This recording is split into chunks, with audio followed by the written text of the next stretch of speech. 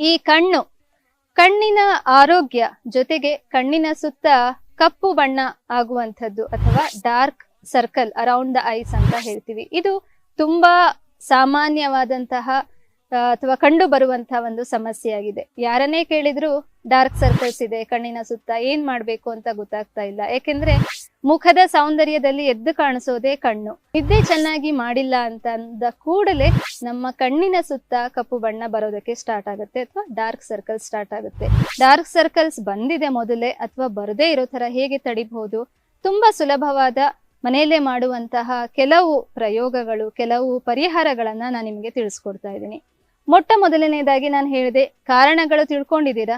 ನಿದ್ರಾಹೀನತೆ. ಆದ್ರಿಂದ ನಿದ್ರೆಯನ್ನ ಚೆನ್ನಾಗಿ ಮಾಡುವಂಥದ್ದು. 6ರಿಂದ 8 ಗಂಟೆ ಅಂದ್ರೆ 10-11 ಗಂಟೆ ಹಾಗೆ ಮಲಗಿ ಬೆಳಗ್ಗೆ ಬೇಗ ಏಳೋದ್ರಿಂದ ಕಣ್ಣಿನ ಸುತ್ತ ಕಪ್ಪು ವೃತ್ತ ಬರದೇ ಇರೋ ತರ ತಡಿಬಹುದು. ಅಥವಾ ಮೊದಲೇ ಕಪ್ಪು ವೃತ್ತ ಇದೆ ಅಥವಾ ಡಾರ್ಕ್ ಸರ್ಕಲ್ ಇದೆ ಅಂದ್ರೆ ಅದು ಕಡಿಮೆ ಆಗ್ತಾ ಬರುತ್ತೆ.